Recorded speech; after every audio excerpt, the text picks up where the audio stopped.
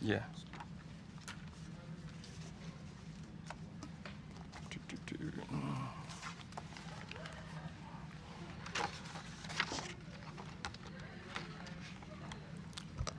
All right. Good afternoon, everyone. Can you all hear me? Awesome. All right, good afternoon, everyone. Thank you for joining this session. It's so nice to have everyone in here this afternoon. I know it's Friday afternoon, and I know a lot happen on Fridays, but we're here for a very, very important session. So thank you for being here with us. The session is from classroom to career, scaling the girls in energy model for industry entry and retention. So thank you everyone once again for joining us. We're gonna get started in just a little bit, but before we get started, I'm not really sure what most of us here are expecting from this event today. I don't know, is there anything in particular that you're looking to get away with today? But there's a lot we're gonna go through today, and by the end of this session, you're gonna have some takeaway. I think the goal is to really understand the subject and understand the work that's going on around this subject, and how we can all understand, what the vision is and what we're trying to, achieve through the vision. All right. So with that said, how about we just kind of start with, just kind of introducing us to the session itself, to the project. So the Girls in Energy project, especially with the event titled today, From Classroom to Career, Scaling the Girls in Energy Model for Industry Entry and Retention. That's what we're here to talk about. So just give you a little background on the Girls in Energy project, which is led by the Do the Dream Youth Development Initiative. The goal is to empower young girls to pursue careers in energy sector and help close the gender gap in STEM fields. This initiative actually grew from the Girls Asset Project, which recognizes energy girls' unique potential and nurtures it towards leadership in tech, agriculture, and energy sector, which is vital for national growth. So the Girls in Energy project aims to shift the paradigm by driving an exponential increase in female representation and retention in a male-dominated energy field, both renewable, blue, green economy as a practical approach to addressing the known energy industry deficiency. The project itself operates with two teams. One team is focused on professional career development, which is linear, and the other on the building skills to drive sector growth and innovation, non-linear. This approach supports career pathways. It retains talent in the industry. It fosters a progressive journey from skill building to delivering scalable and sustainable solutions. Our main objective with this project is, one, to showcase the successful strategies of Girls in Energy in attracting young women to energy-related STEM fields. We also aim to identify the challenges that young women face when transitioning into the energy sector, including limited internship, inadequate early career support, and workplace biases. Also, we aim to create an actionable recommendation to sustain engagement and support women, both entry and retention in the energy career. And last but not the least, we want to promote collaborations among educational institutions, civil society, energy companies, and policymakers to build a stronger, inclusive talent pipeline. And how are we doing this? There are a couple of strategies around how we hope to achieve this. We organize conferences. So one of those strategies is having conferences where people have the forum to be able to really understand this project and be part of the inclusive factor of what we're trying to build. The other way that we're trying to bring this home is through competition. We also organize career events We also organize camp events.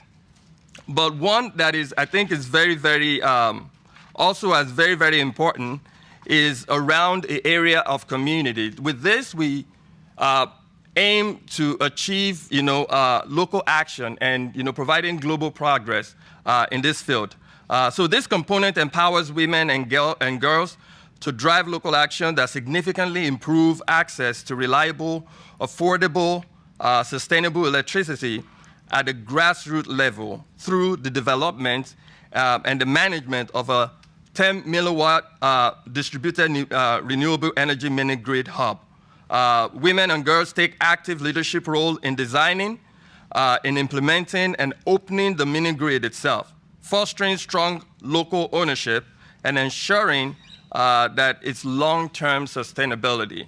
And part of the outcome that we'll, that we're looking to get from that, and we've already started to see, is that this initiative enhances energy access and resilience. It creates economic opportunities and deliver meaningful social impacts, advancing inclusive environmental progress globally.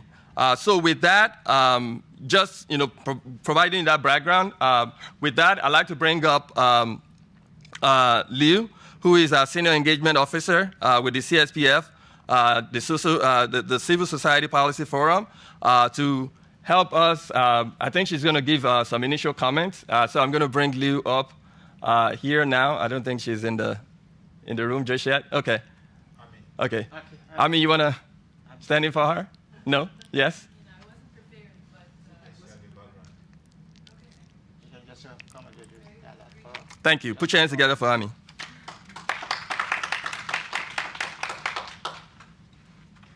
Hello, everyone. I wasn't prepared to share, but I will share a few words about the Civil Society Policy Forum. So the CSPF is the World Bank's and IMF's largest platform to engage with civil society. We have about 30 sessions every year. This year we had 22 sessions hosted here at the World Bank, and you're at one of them, and of course 11 hosted at the IMF. And one important thing about the Civil Society Policy Forum is it's CSO-led. So we have a period of proposals. So we have a call for proposal period where several people submit their proposals. I think this year we had close to 300 proposals submitted. And then we have a committee that is comprised of also civil society representatives from around the world. They come together and then they make the decision on which proposals will move forward and will make it into the Civil Society Forum. So the session you're at today is one of those proposals that moved forward. And every year we get very compelling, very interesting proposals. Unfortunately, we have a logistical limitation, like anything. So we don't get to showcase all of them, but we do try to showcase as many as possible, covering as many development priorities as possible. So that's just a quick, brief, few words about the Civil Society Policy Forum. If anybody has any questions, myself and Lee, who you may have seen in the hallway, we're around and we're happy to answer any of your questions and meet you in person and chat. So thank you very much. Thank you, Ami. Thank you for that quick background. So with that, we're going to move on. I'm going to invite over to the podium the founder of Do the Dream Youth Development Initiative. Adebusi, come on over there.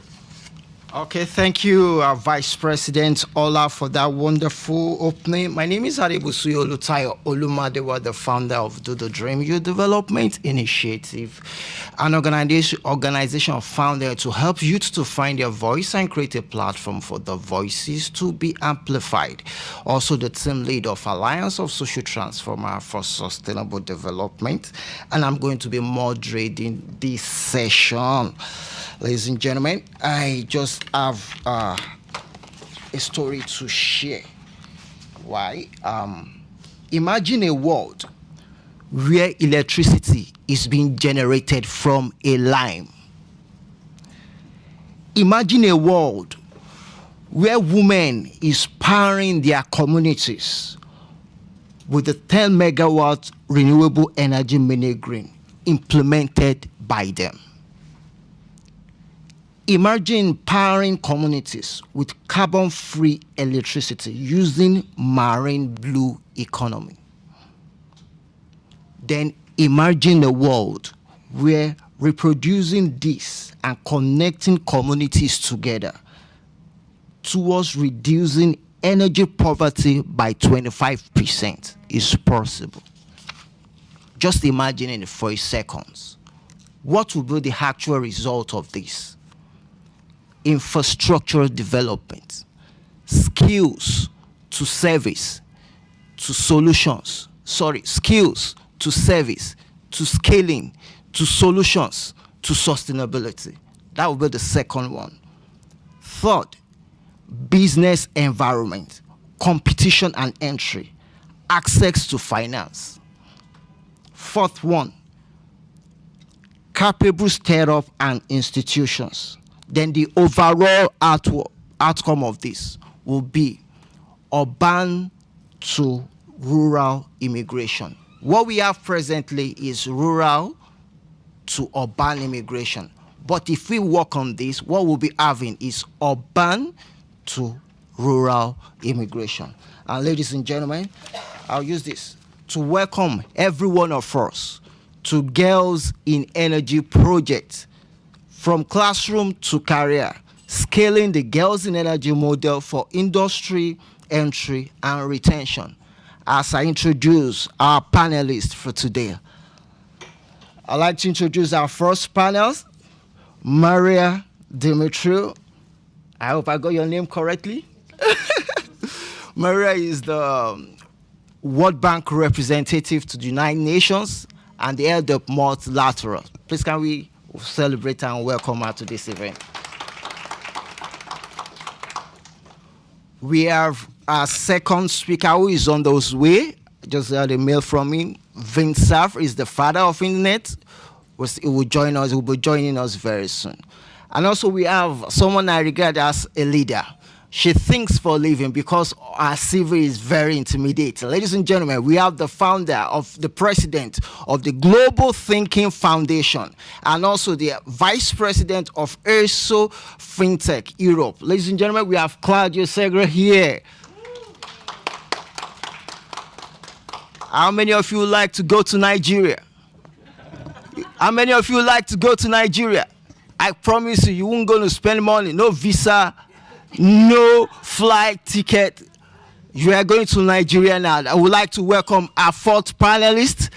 Is the founder and the CEO of Everk Energy and the chief operating officer of Enemilo Energy. We're talking about Dr. Blessing Ayemire. Over to you, sir. Just say a word. Let people recognize you. Thank you. Good evening. Hello, everyone. Nice to be here. Thank you. All right. Let's come back to Washington. We are back in Washington. If we're going to Nigeria, we'll let you know. But you're going to be paying me for the ticket and also for the visa. Thank you. So, the global energy sector, a cornerstone of economic development and innovation, remains significantly male-dominated. Despite growing recognition of the values of diversity, women continue to be underrepresented, particularly in technical and leadership roles. This disparity not only hinders equitable opportunities, but also deprives the industry of diverse perspectives of crucial for navigating complex challenges like the energy transition and achieving sustainable development goals. Girls in Energy, been 3 years now, has proven instrumental in sparking interest among young women in STEM fields to relevant energy, building a vital foundational pipeline. However, attracting talent is only the first step. The critical challenge lies in ensuring these building professionals successfully transition from academic pathways into the energy workforce, thrive in their early careers, and are retained within the industry. However, these side events aim to bridge that gap by exploring how to effectively scale and sustain the momentum generated by programs like Girls in Energy to foster genuine industry entry and retention for women. And that's why we're going to be starting with the first panelist. Maria, we have a wonderful question for you. Why is it important to ensure women economic participation in energy sector, the blue and green economy, to address poverty and promote sustainable development? How is multilateral collaboration important to this end? Thank you very much. It's a great pleasure to join you. Thank you for the kind invitation to this very important discussion and also join this distinguished panel.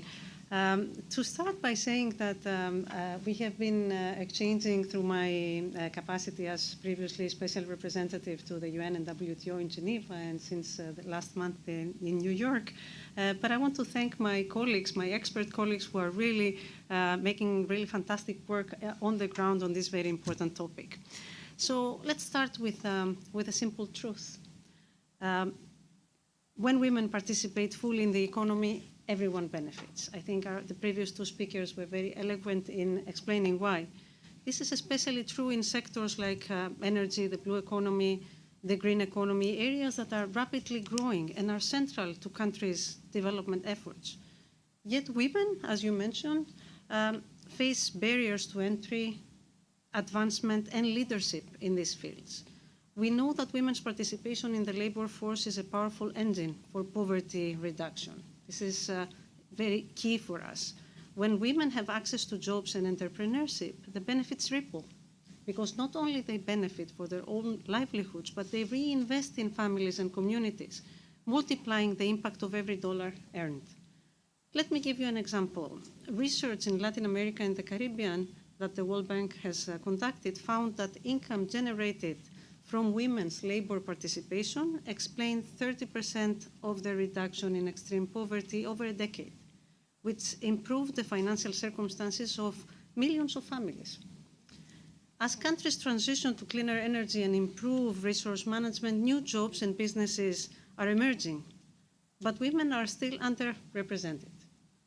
At the World Bank Group, we are working to change this by connecting women with training, with STEM education, with leadership opportunities in the energy sector. These programs help tap into the full talent pool to drive innovation and resilience. For example, the Women in Energy Network Africa program, which aims to increase female employment in the Africa energy sector, is working with partners to provide internships and scholarships for women in STEM fields as well as leadership opportunities. In the blue economy, projects like the West Africa Coastal Areas Resilience Investment Project have trained women in fisheries, mangrove restoration, and waste management, creating formal jobs and helping close the gender gaps in wage employment. Another example is Suio Fish One in Mozambique, which reached over 98,000 beneficiaries, nearly half of them women, through activities related to coastal fishing community livelihoods, including training in aquaculture and fisheries management. I'm just picking a couple of examples that resonate with a very important question that you posed. But building on the above, it's very important to mention that electrification and renewable energy access are more than just a technical upgrade. It's a game changer, especially for women's livelihoods. They have shown that they increase women's employment, entrepreneurship, income-generating activities, especially in rural and marginalized communities. You mentioned how this is very important for transitioning from urban to rural centers. For example, in Nigeria, a World Bank-supported mini-grid project has enabled women to open businesses in food processing and tailoring. Moreover, electricity access serves as a gateway for vital information and overall well-being. In this regard, I would be remiss if I don't mention our M300 initiative led by the bank and the African Development Bank to connect 300 million people in the region by 2030. And all the projects of the bank, including those of Mission 300, are designed to close gender gap and address the specific needs of women, youth, and other vulnerable groups. Now, these include targeting access for women and girls and boosting female employment in the energy sector. We will have time to discuss further, but from a multilateral perspective, as you asked me to make the connection, multilateral collaboration is very important to share evidence, knowledge, and expertise, build capacity, convene action, and accelerate action to promote solutions at scale. At the World Bank Group, we put partnerships at the heart of our efforts, including with other multilateral development banks, with other multilateral organizations, with civil society, with think tanks, academia, knowledge partners, and I will be happy to elaborate that during the course of our discussion. Awesome. Thank you. Thank you. Thank you. That's a profound one. Thank you so much. Thank you so much. We'll go straight to Nigeria now. Dr. Blessing. Are you there, Dr. Blessing? We're going straight to Nigeria. Thank you. We are back. All of us, we are going straight to Nigeria now.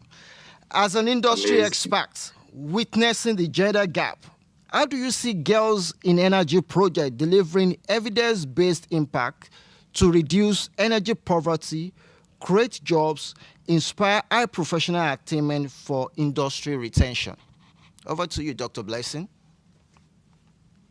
Thank you so much. And once again, I appreciate my co-panelists and joining all the way from Nigeria. Sorry I couldn't be there today. And the audience, thank you for being part of this. I think when we talk about energy for ladies, for the girl child, it's a big deal. And it goes for me beyond just energy. I think it goes to empowerment generally. Nigeria today, we have a population of about 237 million people. And the whole of Africa, we are talking about 1.5 billion. The interesting thing is that the female gender comprises about 50%, whether in Nigeria, 49.5%, or in Africa as a whole, about 50% of the 1.5 billion people. That's a huge population. However, we have had challenges on the issue of gender and equity in the energy sector. Before I talk about the issue of challenge and the diversity, let's even look at the gap that we need to fill in Nigeria and Africa. You know, today more than 86 million people need power, all right? And that is in Nigeria alone. And if we scale that to Africa, the number is staggering. But unfortunately, what we see is that the energy space, whether in the renewable energy, whether in the electricity space, or even in the hydrocarbon space that have been for many decades, we'll see that there are only few female that are there at strategic levels. And that is one of the reasons why I am excited about the work that Do the Dream is doing to create a platform to train, to overcome cultural barriers. And that cultural barriers is not only about allowing the female child to go to school and be educated.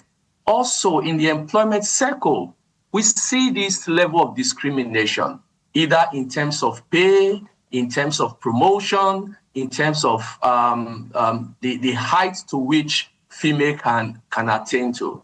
But let me tell you something, just a quick one. I am surrounded by women.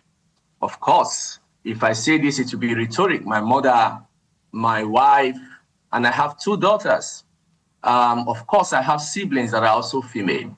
The interesting thing is if I look around and across every one of them, they are all doing amazing things all over the world. You know, my daughters are doing exceptionally well, competing very well, and progressing in their academic career. And I go back and say, what would have been the case if they were not given the opportunity to be educated? And I'm looking forward to them after their schooling to getting positions, strategic positions to contribute, because what I enjoy from them today, whether from my mom, my wife, my daughters, the level of intelligence, the level of innovation and creativity that they bring to the home and that they take to their place of school or work is amazing. And let me scale that up a little bit. In my career, I have spent about 27 years in my career journey so far. And all through my career, I can say very well that the responsibilities that I see female handle, if I put them in a scale, I will say that they have performed relatively better than the majority of other roles that are not led by female. So I'm not surprised today in Nigeria that we have 2 female CEOs as leading the energy space in the electricity, 2 biggest electricity companies in Nigeria and residents in Lagos. So I am seeing the level of stability in those companies. I see the level of growth in those companies. I see the level of innovation that are coming in there. And in the oil and gas space also, we see the same thing. If you look down carefully and see those companies that are led by female also, we see the level of stability that we get there. So creating a platform to deliberately go and identify and allow the female folks to be educated and to move from education to the workplace where diversity and inclusion is the order of the day is something that I encourage. But there is a lot of work to be done. There is a lot of work to be done. And I'm calling on everyone today, wherever you are all over the world, to support any initiative in your community to ensure that the girl child is educated and given opportunity in the career space. I will pause for now and further this during the conversation. Thank you. Awesome. That's Dr. Blessing, the CEO of Everk Energy Limited, and also the CEO of Ingesia Energy Limited from West Africa. So we'll go to Claudia. You have your section now. You think for a living, and that's one of the beautiful things about you, creative intelligence. Now, how can we foster collaboration among member states, financial institutions, educational bodies, civil societies, energy companies, and policymakers to build a stronger and more inclusive talent pipeline? Yes, so thank you very much for having me, and particularly because we are really deeply involved into this issue as Global Thinking Foundation. And let me say that before the civil society forum, there were only banking delegation. Before the Lehman Brothers default, there were only a delegation of banking, delegation of G7, G20. We are discussing of credit lines on emerging markets. It was all. After Lehman Brothers, they started to understand that we need civil society voices, we need the civil society participation, and that's why I closed my career and moved to build a foundation for women and girls, and particularly connected to preventing economic violence and financial exclusion, because we know we started with Christine Lagarde working on financial inclusion, and we are here also because of this path of changing mood of civil society voices. And for this reason, I think that to build true inclusive energy talent pipeline, we need to start thinking like an ecosystem that brings all together not only the multilateral institution and governments, like we heard also this first morning by the program of Nigeria, that we heard very important, but also university and companies. And we have to agree on common target related to the internship quotas, training programs, mentorship ratios for girls and young women. And this is the first point for me, so to have a sort of classroom to career compact with this kind of partnership.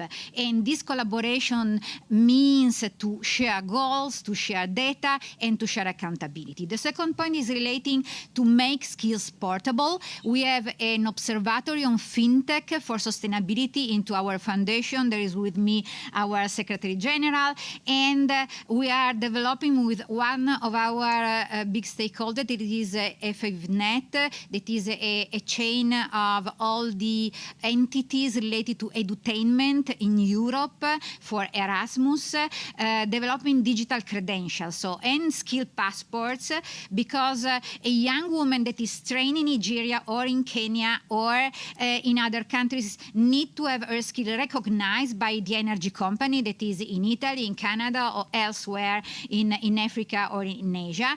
And this is very important for we are working a lot in this program of micro-credentials.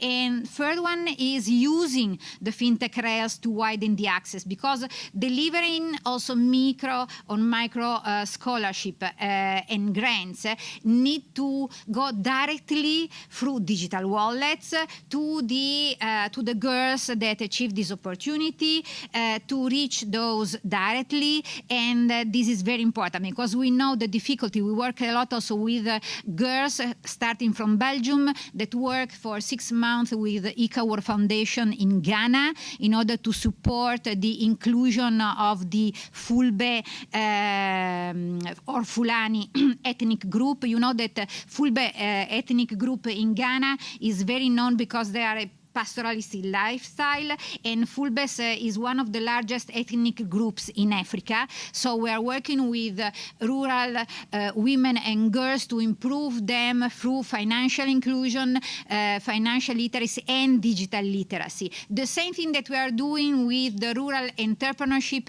in Italy, exactly the same, because you know that Italy have the lowest ranking of financial skills in Europe. There is only Malta that is the last one, but you know, we are this big problem in a very conservative country like Italy. So a lot of things to do, but we have to organize this ecosystem with true collaboration. That means transforming the good intention that we have, sharing with the governments and the other entities into measurable outcomes. All our projects means to have a social impact measurement with SROI, so a quantitative multiplier of the measurement of the investment that we put in each project. And this is why we wanted the next CSPF, we can bring the results of this tracking with the project that we can develop from now on regarding She Including and the other project of Classroom to Career Compact that we hope to build all together. Wow. Awesome. Thank you so much. Well, Vice President, what can you say about what you just said now? Well, I think it's... Great. It's on. Yeah, I think it just kind of tells us how strategic, some of this work, and why Africa is very important, and why the focus on girls and women is very, very strategically important. I mean, not just to what Claudia has said. I also kind of piggyback from what Dr. Blessing also said as well. When we think about the impact of really focusing impact on girls and young women, it's got a very it's very, very enormous in its effect. So yeah, so thank you for that. Thank you.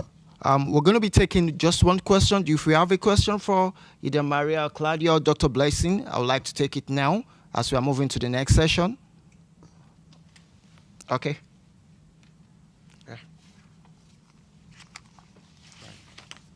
Thank you. Just quickly switching gear for a minute as we go ahead in this event. As I was just kind of mentioning, and just before I go to you, Maria, to ask a question, I just want to kind of highlight some of the reasons why this is important.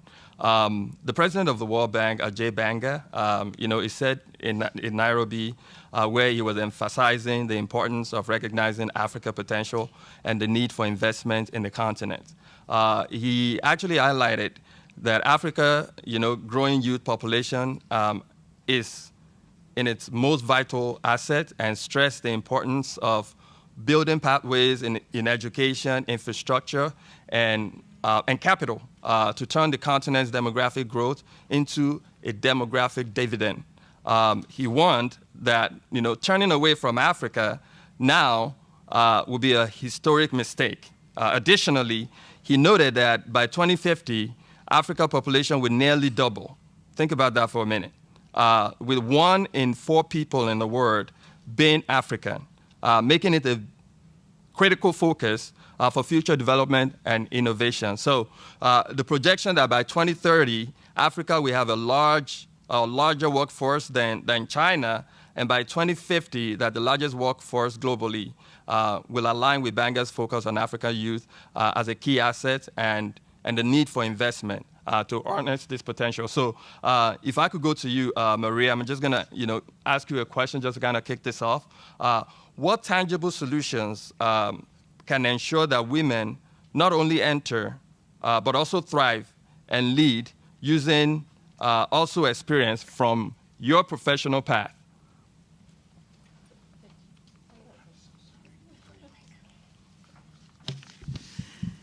Thank you. Would you like me to go ahead, or so that we let Dr. Cerf settle in a little bit and welcome to you? I think it's multiple factors and a combination of what we have heard so far that is very important. One solution, specific solutions isolated are not enough. For example, if we skill girls with education and health and good skills, if there is no electricity for the factory that we offer the jobs, this will not work. There will be a mismatch. So it is very important to consider investment in foundational infrastructure, which is very much linked with our jobs agenda, as the best way to address poverty.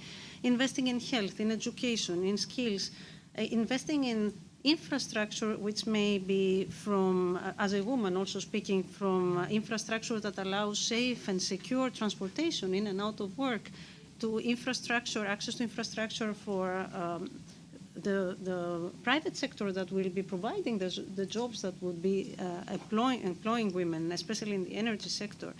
The enabling legislation and the services, for example, affordable quality care services. Who is a mom here and knows what I'm talking about?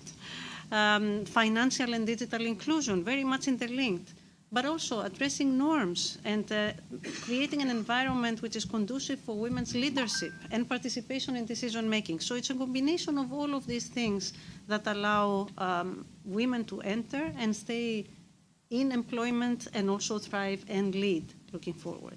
But it's also multiple levels that we need to consider. For example, the community level, where you're doing really impressive work, and congratulations, where women have the possibility to enjoy opportunities through internship programs. And I'll talk a little bit about that, because I myself started in this way. Or get information, access to information. And thank you, sir, for all you have done for us being able to access information. How important this is for women to be able to benefit from opportunities to invest in themselves, but also to look into opportunities for jobs. But also at the national, subnational level, in allowing women to participate in decision-making processes and inform, in turn, the conditions that will allow them to participate so that the whole society can benefit. Last but not least is the private sector, as the distinguished panelist, Dr. Blessing, mentioned, how private sector companies create the environment that allows tapping into the potential of their women's workforce and allowing them to contribute at the maximum of their potential at all layers of participation. And it can be from things such as ensuring a safe working environment and addressing gender-based violence, to making sure that there is no discriminatory processes in hiring, in advancement. It's a combination of all of these things. Looking at my professional path, it was the combination of all of these things that allowed me to enter the labor market as a young economist at the time. And I remember very well my first steps in the private sector. I was often alone as a woman in complicated investment, especially in innovation. So having access to internships to enter the labor market, but also to peer networks where we would exchange information and learn from each other. And actually, the peer networks have been very important throughout the stages of my career, at different levels of expertise and experience. Last but not least, I would like to recognize the fellow men and women professionals and colleagues who really empowered me throughout all my stages, the stages of my career, and especially when I was young, devoting time. And you know, you can never pay it back. You can always pay it forward. Mm-hmm. So I have always taken myself all the time that I can to share my experience, discuss with young women entering the labor market or moving jobs, mentor as I was mentored. And there is always the time. If you see the activities that we do in the various offices where I have worked, we're always surrounded by young people and increasingly so by civil society. So thank you for your efforts and allowing me to share my own personal path. Thank you. Thank you. That's really insightful. So before I turn it over back to Adebosi, I'd just like to quickly welcome Vint, Serve. So nice to see you again. Vince happened to be a much senior colleague of mine working at Google. I don't think you would remember those days walking, talking in the hallway and all that. So it's nice to have you here. For those who don't know Vince, Vince is called the father of the internet. Vince actually co-designed the internet protocol, and the internet architecture. So he still contributes to global policy shaping and, globally. So Vince, it's so nice to have you. With that, I'll turn it back over to Adebosi.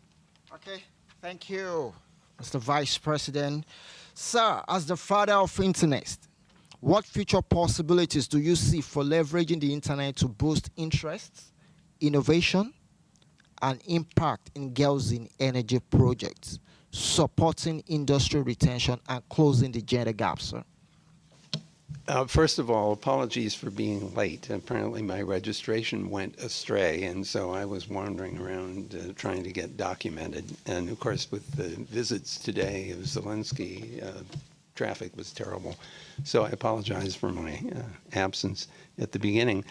The question you've just asked reminds me of the final exam on a physics course that reads, describe the universe in 25 words or less and give 3 examples. This is a hard problem to deal with. And I also need to point out to you that the internet doesn't work without electricity. So there's something very fundamental about the topic of discussion here. It's not only getting women into this profession and into the business of creating infrastructure, but it's essential. The internet won't be useful if it doesn't run. And of course, all the devices that are used to access it similarly require electrical power. To the extent that electrical power is not reliably available in many places, it's pretty clear that we need people who know how to build and operate electrical infrastructure to do that.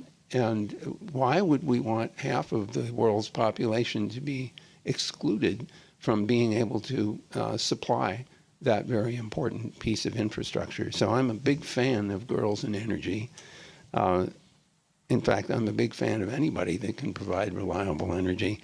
Those of you who are following the artificial intelligence explosion right now will appreciate that it is demanding a substantial amount of energy to operate those things. The good news is that the AI technology is going to become more efficient, partly because of better hardware, but also because we're learning how to train and build models that require a lot less energy. If you've ever heard the term distillation, for example, it's a way of taking a big, complex model and shrinking it down to something which is requires less power. Specifically, to answer the question, though, it's clear that women have to have the opportunity to learn how to perform these functions, to do design. There's more to this than just the technical part. There's, of course, design, implementation, and operations, but there's marketing. There is the operation of the companies, including all the personnel requirements and healthcare and all the other things that Ms. Dimitria, did I say that right? Wonderful, thank you. You're the first one. I practiced this for 15 minutes. Oh, I'm sorry, that's my staff calling, saying they're one. I collared at them and I said, why wasn't I registered? So anyway, once the internet is in place, though, it offers an enormous array of opportunity for women to engage. And the thing I want to emphasize in this part of our discussion is that these kinds of activities do not have to be only local. Once you are on the internet, you have access to a global economy. You have an opportunity to provide products and services literally anywhere in the world. To the extent that shipping is required, physical shipping is required, once again, the internet can go to bat to help, because you can schedule and arrange shipping and all the other documentation that's required to export or import items. But for things that can be delivered electronically, digitally, it's instantaneous. And so software development, for example, and applications, designs, all these things are open to people who are properly educated to design and build these kinds of infrastructures. I like what Miss Maria.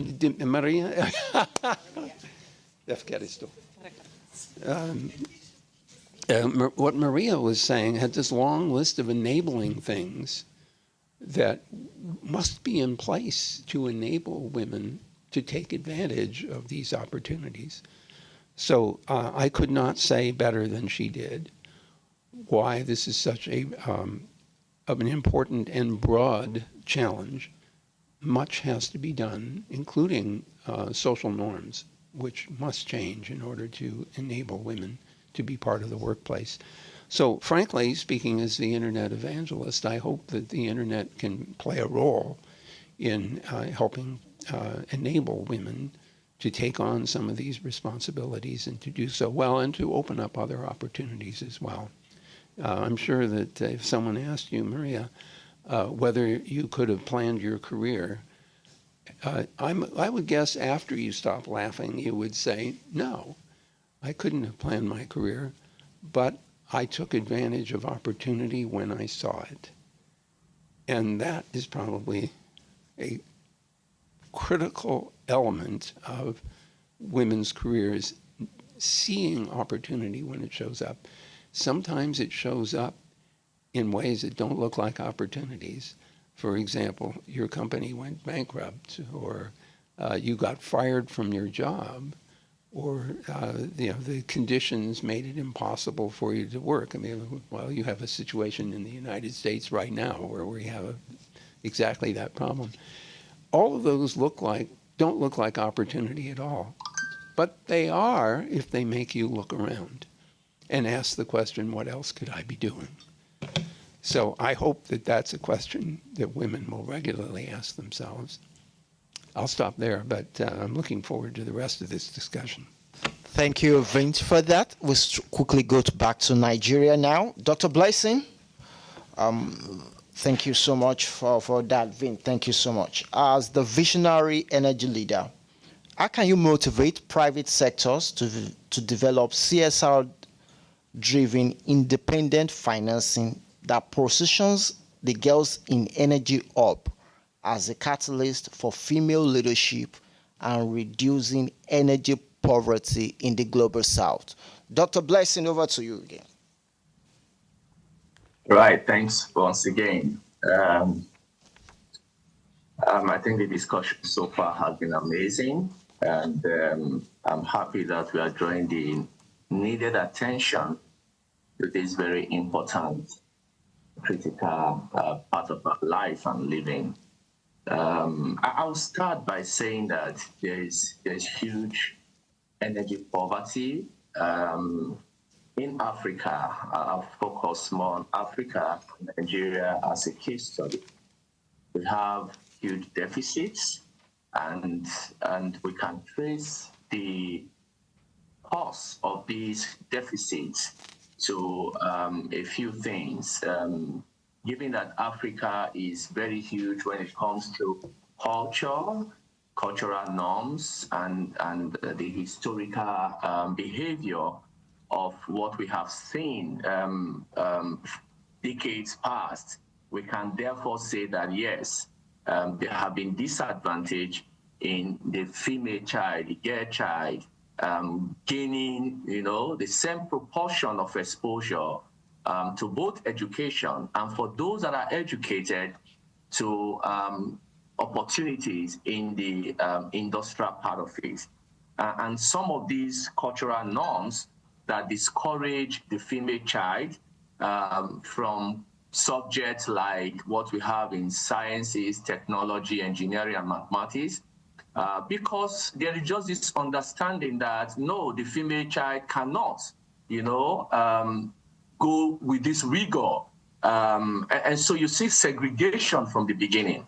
So a deliberate, sponsoring and investment in mentorship, creating platforms where we allow the girl child, the female in our midst and amongst us, to compete and to participate.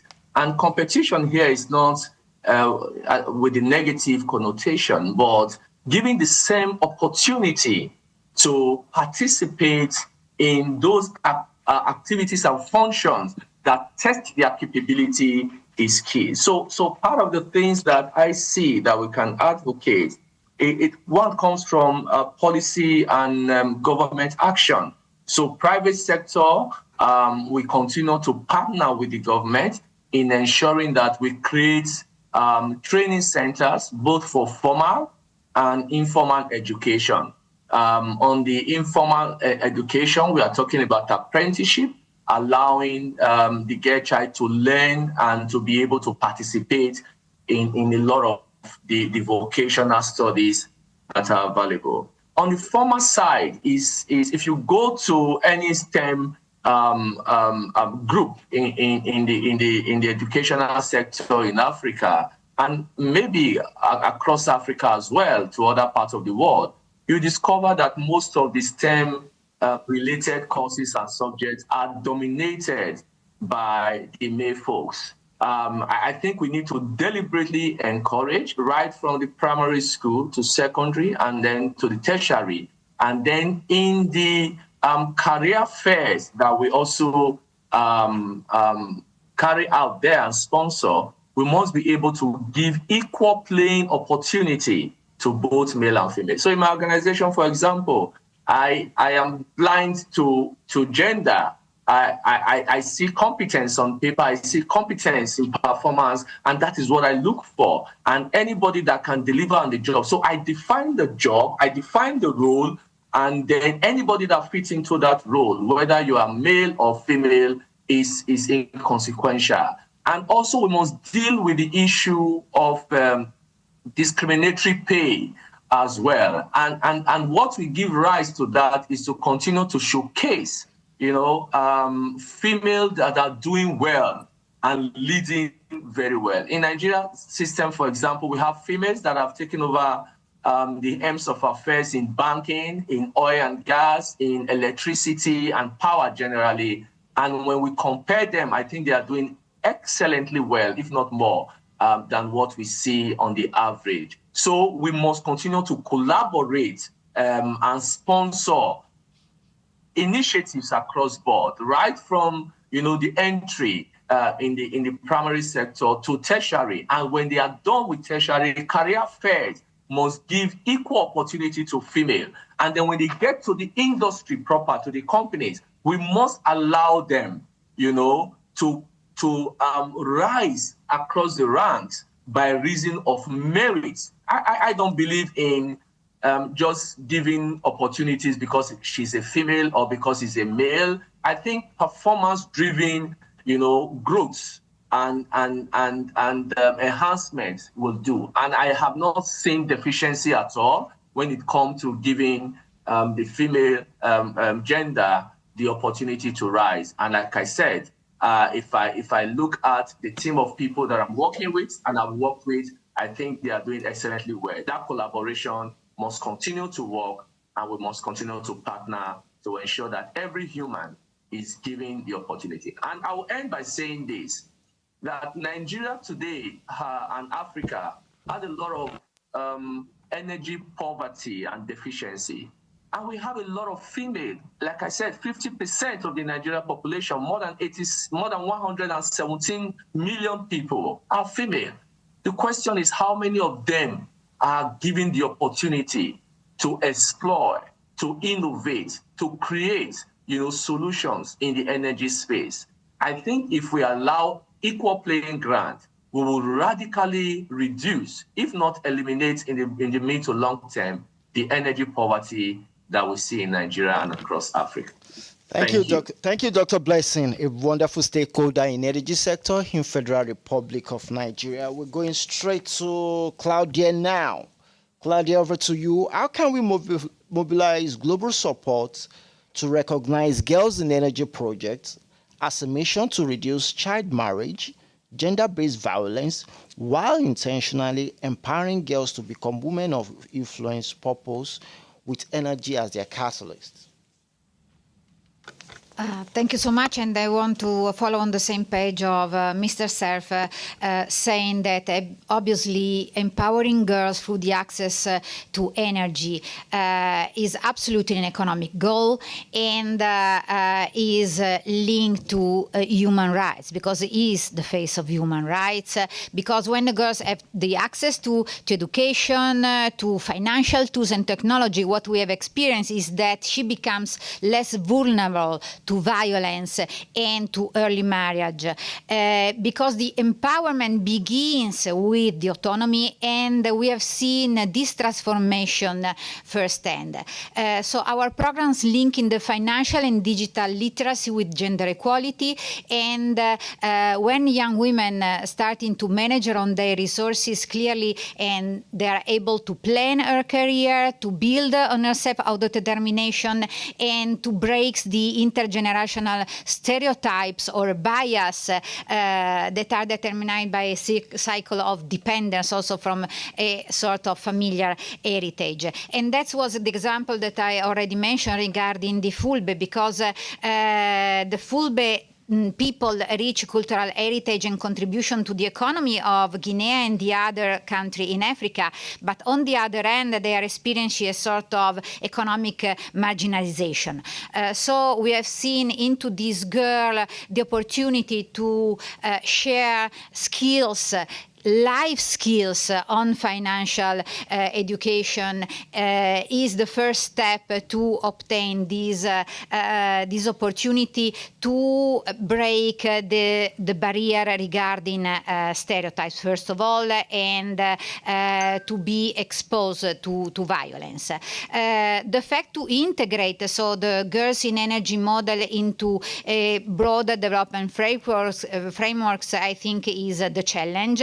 And what the other conclusion is that connecting the ministries of the government involved from the energy sector, gender equality, and education could be a catalyst in order to have a strong shield of protection for women and girls. So not just focusing on production and the result of effective production, but also on the saving in protection of the workers that now will be involved into the energy sector. And this was pretty clear for us working with IMCD, that is a company listed in 3 continents, with Michelin, with the factory workers, as well as I mentioned the Federation of the Women Rural Entrepreneurship in Italy. And scaling the model, we need to have in every training center, every mentorship hub to be a safe space, and also training the language of violence, because under the conventions C190 of the International Organization for Labor, the C190 and C192, we have the same 4 type of violence of the Istanbul Convention. So economic violence, psychological violence, sexual violence, and physical violence. But unfortunately, in some countries like Italy, they are not crime, so there are not any opportunity to be sentenced, differently from US and UK, where into the domestic abuse bill you can find this type of crime and relative sanctions. So if in a country there is not this knowledge of different type of violence, and that economic violence is a violence per se, is obviously a problem for the women to understand that it's not a cultural heritage, that's violence. So just closing this point, I think that we have to scale in the model, and the fact that each girl become a light into the path of her community is the real result that we have achieved and we can achieve all together. Awesome, awesome, awesome. Vince, we're going straight to you again. How can you lead in enhancing digital and tech solutions to support creation of global girls in energy hub, where industry nurtures, develop, sustain energy leadership for long-term retention? Key factor, long-term retention for girls to lead. Thank you. So one of my bosses many years ago told me that to do the impossible, first you have to believe it isn't impossible. And so you're wrinkling your brow. To do the impossible, first you have to believe it isn't impossible. And so some of what we're talking about sounds impossible given the history that we have, but we also have examples where it has been possible to change the rules, change the attitudes. I'm doing a terrible job of answering your specific questions, and I will admit that up front. But I want to draw attention to opportunity here. You've been listening to real opportunities. First of all, interestingly enough, there are various ways of producing electrical power. One of them is solar. Right here in Washington, there's an organization called the Solar Electric Light Fund. Many years ago, 30 years ago, it's called self.org, self.org. Years ago, it was providing solar panels with a 100-watt light bulb so you could continue working when the sun goes down. It's graduated over the years to solar-powered hospitals and other major developments. Solar power could be a very important element of African energy. And so if we want women to help, that's one area where they could get expertise and to provide power that is less expensive than some of the more conventional methods. Internet infrastructure itself is also important, and I want to draw attention to another organization called the Network Startup Resource Center, nsrc.org. It's at the University of Oregon, and for the last 30 years, it has been bringing internet to major universities around the world, especially in the global south, primarily in the capital cities. They are teaching people how to build and operate pieces of internet. And there have been women involved in that, as well as men. And the thing that's most critical here for, I think, every woman in this room is to have role models like the two that are sitting on either side of me, excuse me, so that people know it's possible. You're the people who prove that things are not impossible. So we need more role models and examples of what is possible and how people got there. I love the theme of private sector engagement. And the reason for that is twofold. First of all, without the private sector, the economy will not grow. So you need the private sector. And if the private sector leads the way in breaking the norms and the kind of stereotypes that we see, then we win twice. We improve the economy and we get women into the marketplace and into work. So my view right now is that we have significant opportunity in Africa. I have to remind myself as an American that when we speak of Africa as if it's one thing, that we are quite wrong. There are at least 53 countries. How many what's the right number now? Is it more? It's 50, see? So there you go. See, stupid American got off by one. 54 countries, and they all vary dramatically in many different dimensions. And so if we're going to solve these problems, if we're going to enable women to be part of the economy, then we need to solve the problems locally. And it will mean finding solutions to different kinds of problems in each locale. That's true environmentally, it's true educationally, and it's true on many other dimensions. So we have to keep in mind that solving these problems can't be done on a pan-African basis, although I think it would be very good if all countries in Africa agreed women should be part of the workplace, and we should enable that. Mr. Chairman, I apologize if I failed to answer your question, but I hope that some of these comments will go to the heart of the matter, which is getting women into the marketplace. Thank you so much, Vint, for that wonderful response. Okay, thank you so much, Vint, for that wonderful response. We are opening the floor now before we move to the session 3. If you have a question for any of our panelists, and if you like to if you have a comment, but before we do that, I would like to call on the representative of the West Africa and Central Africa of the Civil Society Policy Forum, Dr. Olaore, for a comment. Just a microphone.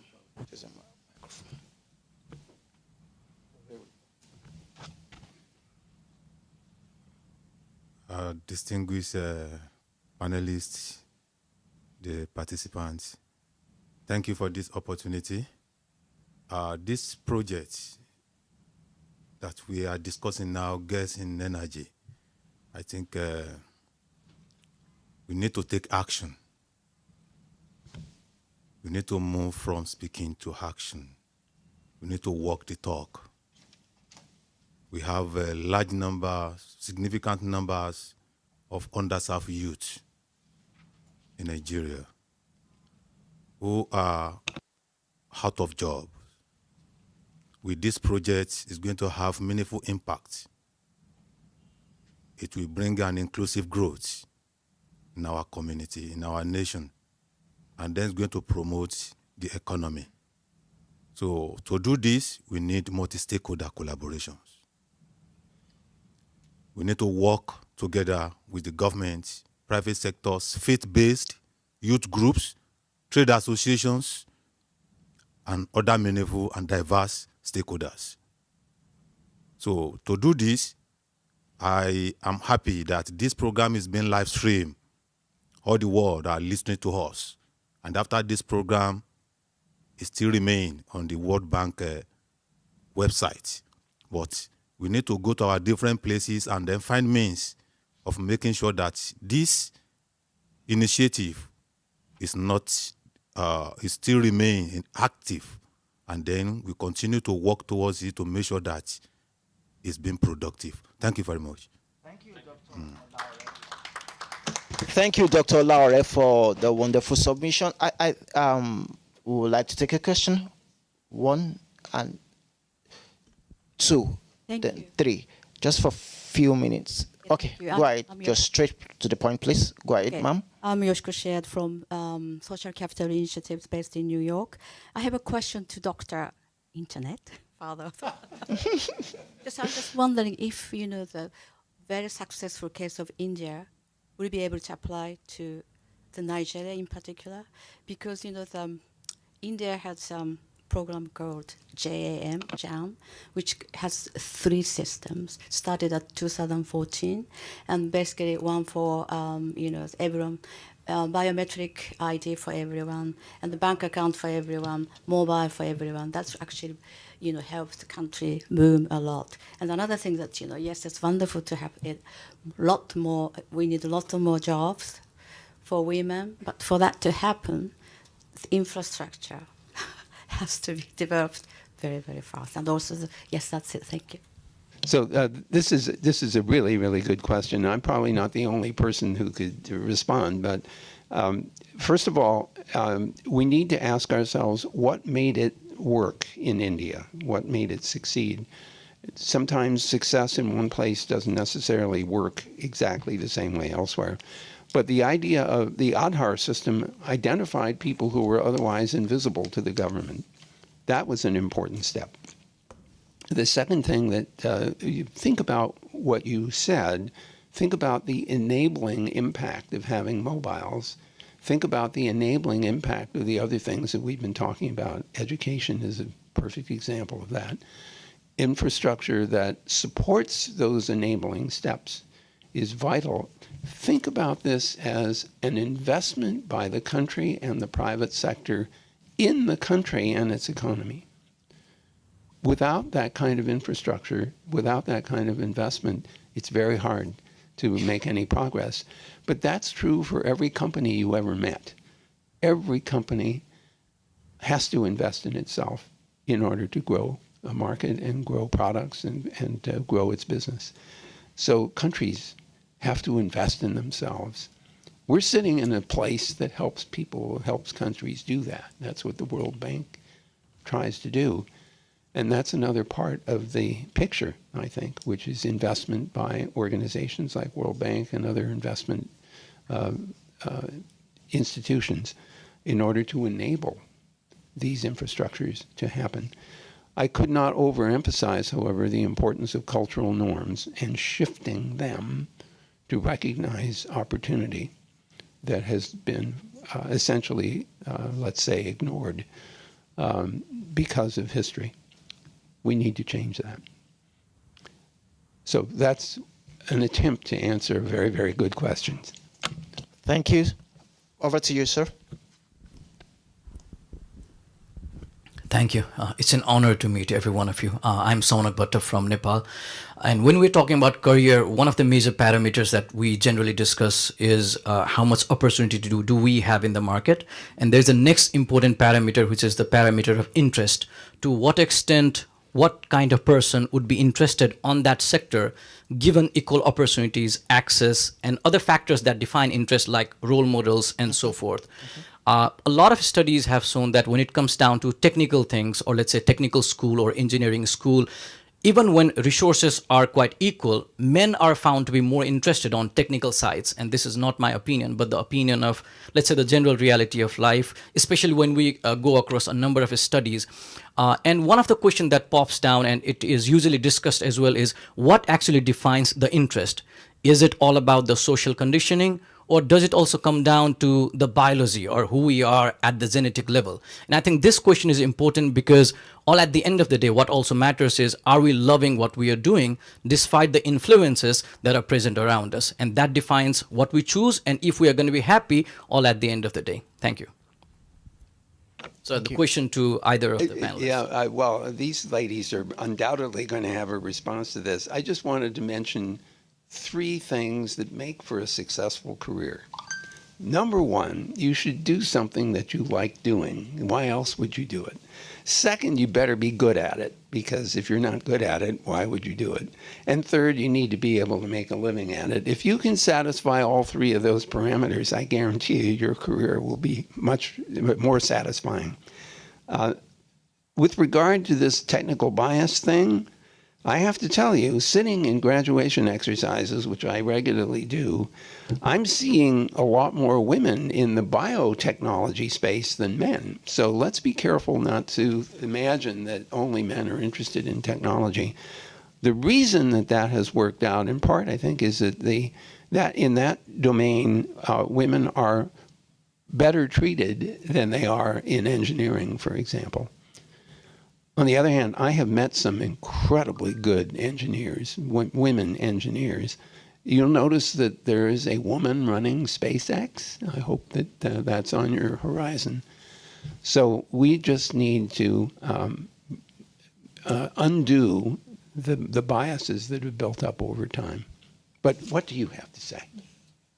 No, I think we have to start from schools, and we started from the primary schools, because the problem is that we have a country, for example, like Italy, that's very conservative, and the bias regarding the opportunity to improve your skills from the technical point of view, it's not so usual. There is also a problem of a lack of good contracts, clear contracts for people that are studying in the universities, that they are bringing a doctorship. So that is a problem of bringing and matching services with the opportunities of women not to stay at home, because the level of salary, there is a huge gender gaps, around 20%. In the private sector, we have a gender pay gap of 20%. So that's the main problem. So starting from the school, starting to change the narrative, and saying that all also there is a financial issue related to these new jobs that it's very important for women, for them to realize this equilibrium between life and private. Thank you very much. I think Dr. Scherf and Claudia have said it all, but let me add, coming from a person who grew up in a family where it was considered completely normal that I play maths and chess and not with dolls. So there is no, wow. Yes, there was no, going back to home before school and going back to the very important point that going back to the very important point that you made about norms. And going back a step before school, which is home. I was one of the very fortunate ones who grew up in a home where there was no bias on what would be the interest. So it was completely normal that my interest was mathematics and playing chess. It was completely normal in my family. So by the time I grew up and I went into the labor market, 90% of incidents I would not recognize because I was not engineered my brain like that. And when it happened, I was so empowered that I could deal with it. But I totally agree with all the points that you made. Maybe the interest sometimes is misinterpreted as the ability and the opportunity that women have. Because if women cannot commute to work because it's not safe, or because there is no road, or because they take care of their children or their parents or their elders, or if the payment is so bad, as it was mentioned, that it doesn't allow them to survive, if there is no quality childcare, all of this may be misinterpreted as lack of interest, and there is no scientific evidence. I think Dr. Scherf has really explained, he's much better, equipped to respond to this question. But if you allow me, unless I'm taking too much time from the questions, because I would like to link also with the next question that you had on solutions. We still have like 10 minutes for your panel, which we just want you to answer. Okay. So, thank you. Don't forget the microphone. Thank you. We still have like 10 minutes, so please, if you want to say something, please, your question, please be fast so that we can move to the third session.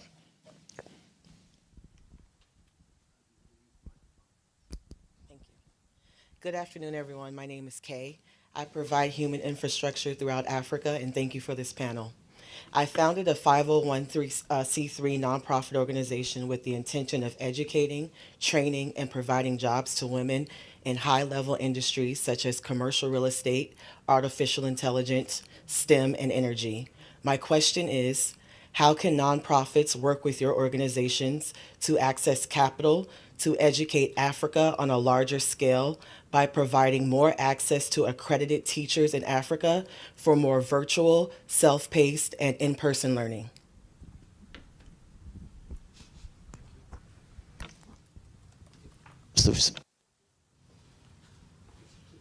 Very, very quickly about the bank. First of all, there are thank you very much and congratulations for your effort.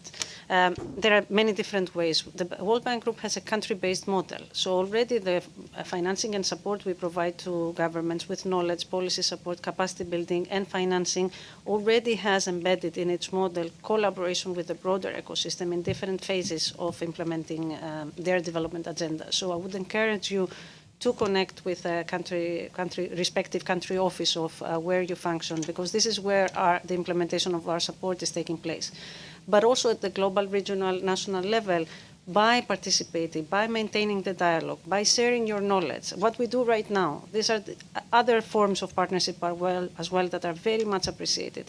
This agenda, and as many others, is a whole of economy, whole of society agenda, and it's so important that we stay together and complement each other's efforts and come together.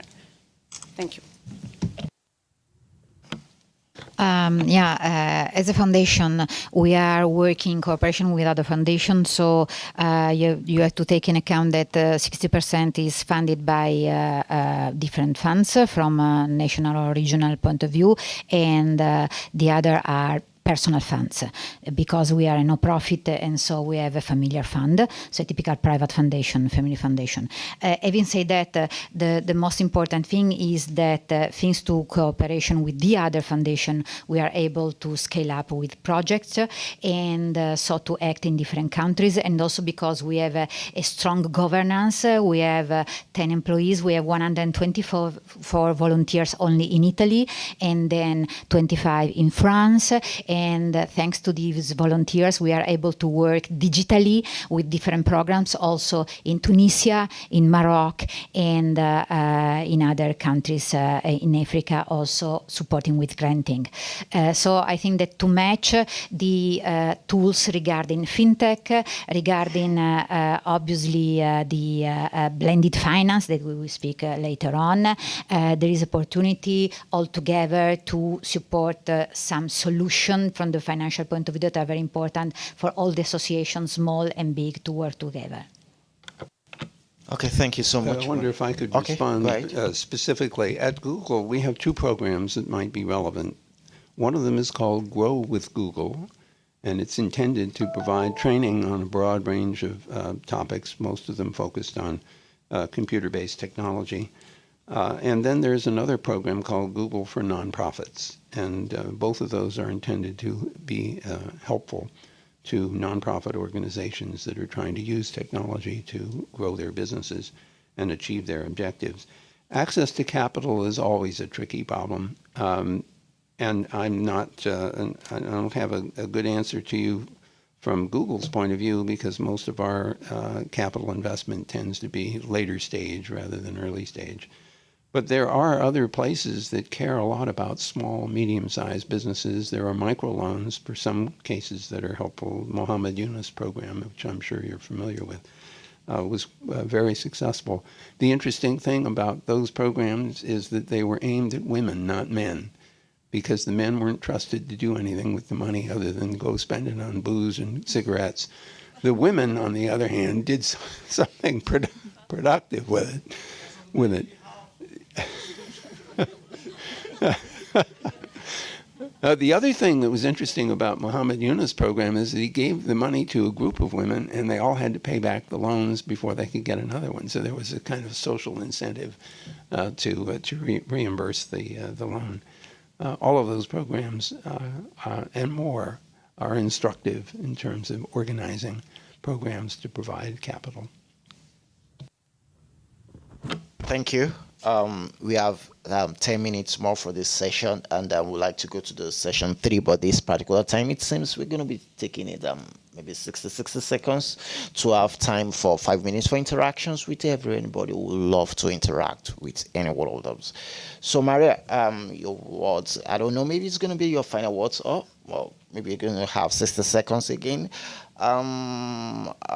Multilateral places like New York and Geneva, how can they help in the knowledge and sharing expertise? Thank you. We start by saying that, for example, in Africa, on the missed opportunity, there is one statistic that stands out, which is on the underrepresentation of women in STEM fields and leadership roles in the African energy sector, which is 31.6% of female graduates in STEM fields in sub-Saharan Africa, and mere 13% participating in energy sector institutes. So by bringing this analysis, by bringing the analysis and knowledge in these multilateral spaces to inform the discussion, inform multilateral collaboration by knowledge and analysis, it's one of the very important ways to promote evidence-based policy making, and also show the opportunity in terms of an investment case of why countries, and they are in the steering wheel, need to invest, of course, with our support. We have a very ambitious gender strategy, 2024-2030, which puts together this very bold ambition, and it's very concrete in terms of action, in terms of targets that we put for ourselves. What we have done in multilateral spaces, and you have seen possibly in Geneva last time we spoke, we try to bring the evidence, not only the knowledge and analysis and research drawing policy recommendations, but the evidence from the impact of the projects. So you may have seen the impact series in Geneva, where we dedicated last December a whole day coming together with UN, WTO, civil society to share counterfactual impact evaluation, rigorous economic analysis on solutions that have worked and been scaled up. And again, very important collaboration there with all actors and civil society. And we look forward to continuing that in New York, Geneva, and all other multilateral places we work in. All right, thank you. Dr. Blessing, I'm going back to Nigeria now. In just 120 seconds, nurturing young energy enthusiasts, developing future professionals, sustaining leadership for long-time industry intention. How can you make this work on a global stage and more be strict with it? Dr. Blessing, over to you in 120 seconds. Thank you so much, and for a wonderful conversation and discussion so far, drawing attention to this very important matter. I think what we do locally, we can scale. We can scale because we have the opportunity at testing and retesting the various strategy that we have. And they are quite scalable. Female all over the world, and most of the challenges are the same all over the world as well. So the issue of interest has been discussed, and I think it is about allowing both male and female to have the opportunity of choice, all right? And creating that platform where this opportunity of choice can be exercised. So when people are given the equal opportunity to decide for themselves, not compelled to. So it's about creating those platforms where there is no dichotomy, where there is no barrier. The access to the information is the same. The access to employment is the same. The access to promotion is the same. We need to create advocacy as well. And whatsoever we do, whether in the local community or in the national circle, we can also take to the international arena. You know, create that opportunity where we eradicate discriminatory pay between male and female. We define the role, we define the job, and then whosoever is qualified to carry out those roles and those jobs get the pay associated with those roles, and not having to discriminate or recalibrate the amount because now it is a female or it's a male. I think it's about collaboration. Collaboration locally, collaboration nationally, and collaboration with organizations like yours and the World Bank as they are doing across Africa and the rest of the world. So, yes, in energy, it's not just about just talking about the opportunity in energy, but I think it's far beyond energy. It's far about giving voice, eliminating barriers, and empowering both the female gender and the male gender alike, you know, to be able to express themselves. You know, let's create those collaborative platforms like we already are doing locally. We can scale this to the national and, of course, the international. I hope I spoke to your specific question. Thank you so much. You did, actually. You did. Claudia, we got to go into you now in 120 seconds. Our time is fast spent, and we want to keep to time and also respect our audience time as well. The Global Girls in Energy Hub through development financing. What are the concrete strategies that can be adopted? And how do you think this can actually move from skills to service, from service to scaling, from scaling to solution and sustainability? So we won't close the circle. The circle will be open. Thank you. I think we can close the circle thinking about the Global Girls in Energy Hub like a platform of blending financing on measurable impact, and also linked to a certification of company in gender equality. This is an excellence that we brought as Women 7 at the G7 Italy last year, and was added by our Premier to the communiqué, and in this case admitted by all the other countries country presented at the G7. You know that during this G7 there were all the representatives of the multinational banks, and also there was the Pope, and also the all the other entities, multilateral entities, for the first time. And this was the way to see also the finance outcomes that started to unlock supporting grants when the women are hired, when the women are certified and retain at least for 12 months into the same company. So we have to support the company as well, but you need to use also the tools of the sustainable finance, like green bonds, like social bonds, because these instruments are very useful also to be focused on this specific project. So for this reason, we are implementing also solution regarding the implementation of social welfare referred to Femtech, and so to taking in consideration also the tools for sustaining the solution for women's health that need a different kind of suspension regarding financial childcare, transport, and relocation support into the same companies. So I think that this could be the solution: certification, Femtech, and a different approach to social welfare for women hired in the companies into this platform. Thank you, Vint. In 120 seconds, intersectionality as an economy. How can we enable that into Girls in Energy projects? 30 seconds. Well, first of all, I think we have to remember that education is at the core of enabling women to do this. But the other important thing is that if we are successful in improving the economies in Africa, people's lifetimes will get longer. The implication of that is that you're going to have to learn how to learn and to want to learn new things, because technology will change over time. The energy generation will change over time. I just want you to think about 2007 when the smartphone was introduced. That was not very long ago. It's 18 years ago.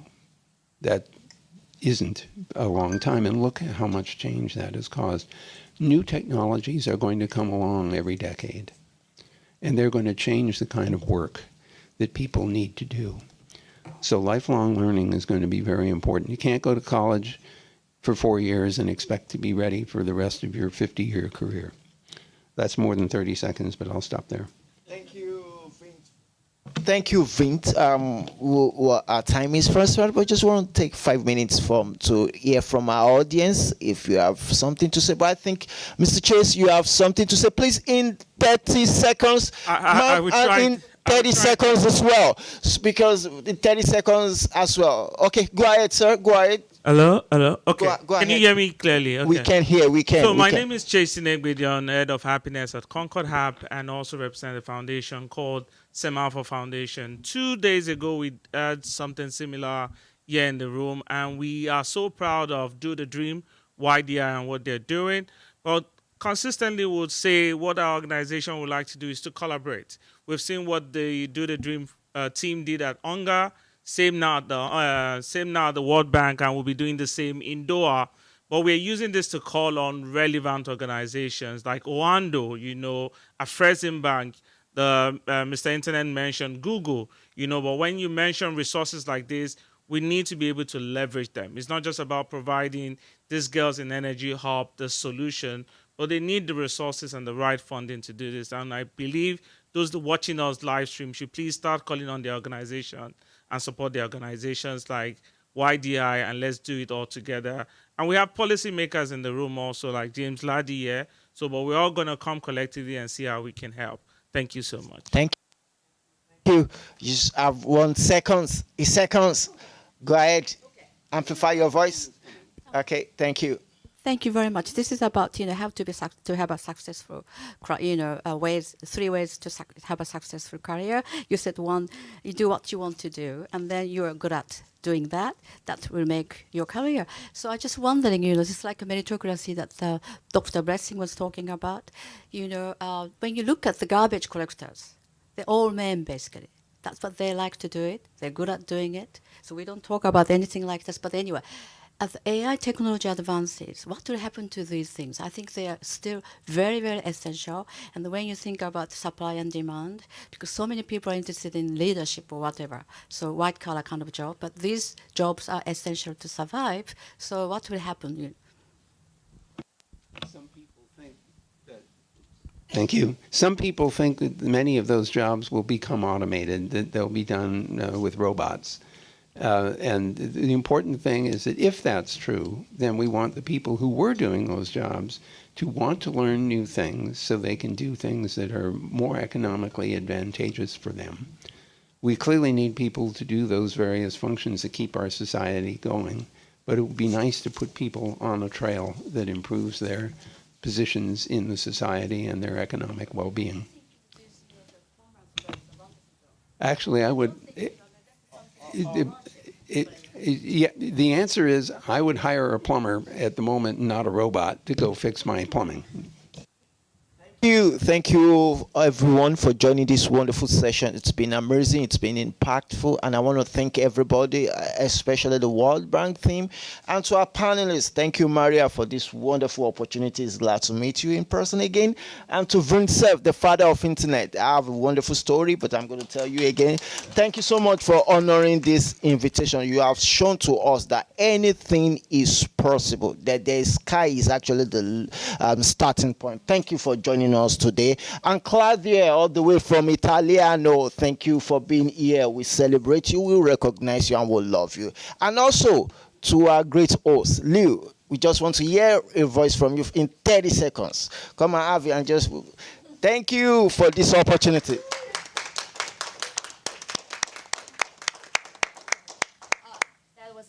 That was unexpected. That was unexpected, but this is actually the last session of this edition of CSPF, the annual meeting 2025. So I'm glad we ended on a high note. Thank you for the session. And thank you for staying with us for the whole week. And so we'll see you at the spring meetings. Thank you. Thank you. Can we just join to take a picture, please? Awesome. Thank you. Thank you so much. Thank you. You put a lot of effort into this, but let's continue the conversation during the spring meeting. Sure. Okay. So this is